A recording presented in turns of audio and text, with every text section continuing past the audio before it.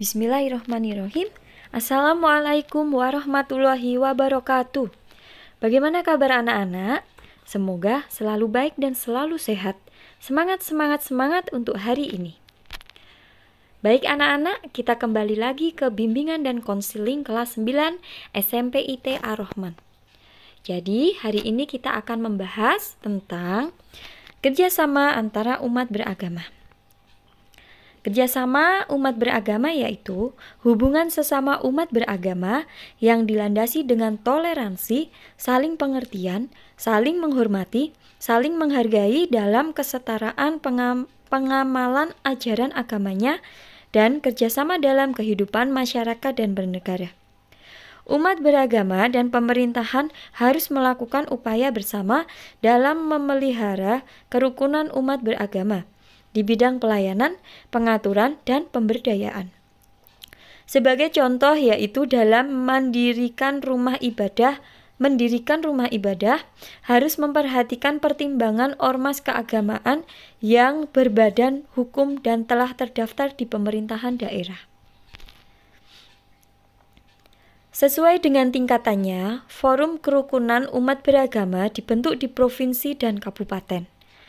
Dengan hubungan yang bersifat konsultatif, genggam tugas melakukan dialog dengan pemuka agama dan tokoh-tokoh masyarakat, menampung aspirasi ormas keagamaan dan aspirasi masyarakat, menyalurkan aspirasi dalam bentuk rekomendasi sebagai bahan kebijakan.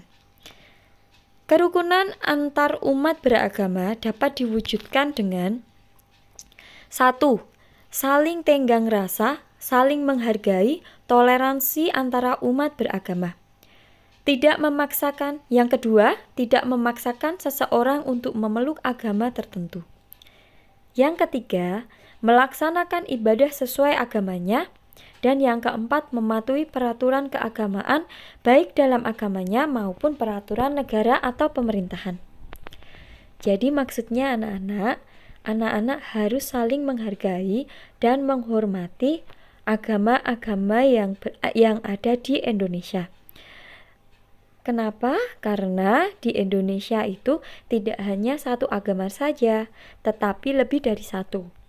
Bahkan yang bisa kita ketahui yaitu agama Islam, agama Kristen, agama Katolik, Hindu, Buddha, dan Konghucu.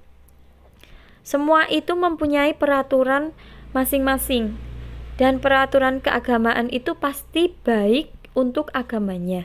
Jadi, selama kita hidup, kita harus saling menghargai toleransi antara umat beragama.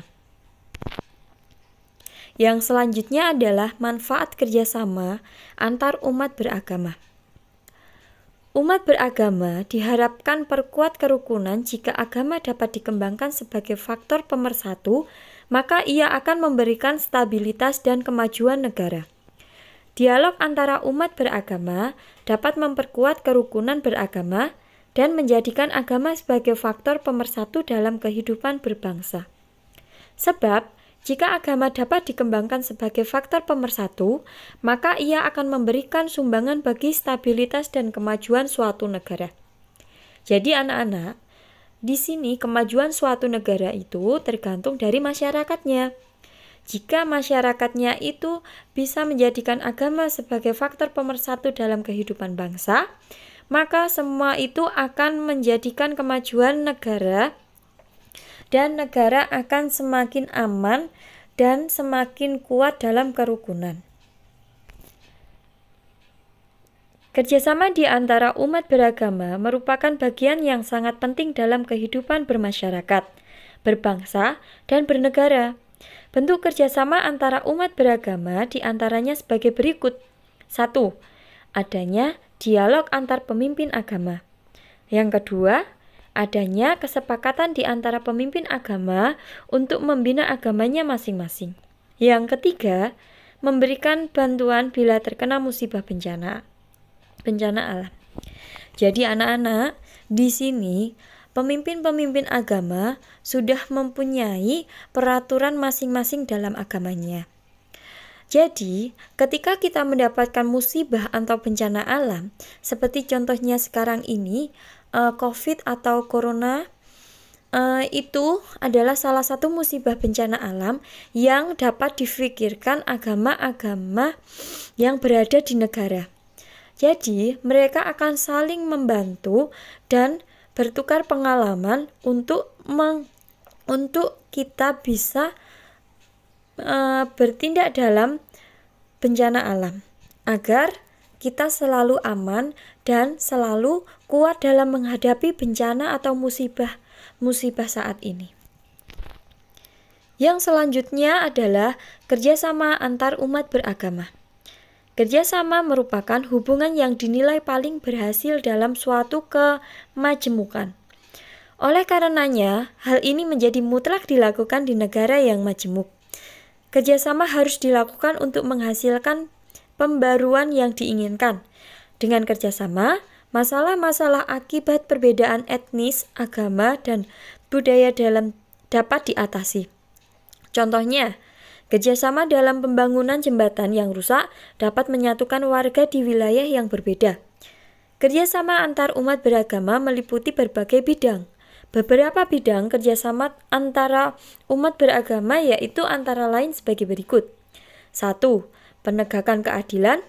2. Perbaikan taraf hidup atau ekonomi. Yang ketiga, perbaikan akhlak. Baik anak-anak, jadi kita sudah selesai belajar tentang umat beragama di negara ya. Jadi anak-anak hidup di dunia ini tidak hanya saling menghargai dan menghormati agama kita saja, tetapi kita juga harus saling menghargai dan menghormati umat-umat yang mempunyai agama yang berbeda di negara kita. Agar apa? Agar kita bisa mewujudkan untuk kemajuan negara kita. Cukup sekian dari Ibu. Wassalamualaikum warahmatullahi wabarakatuh.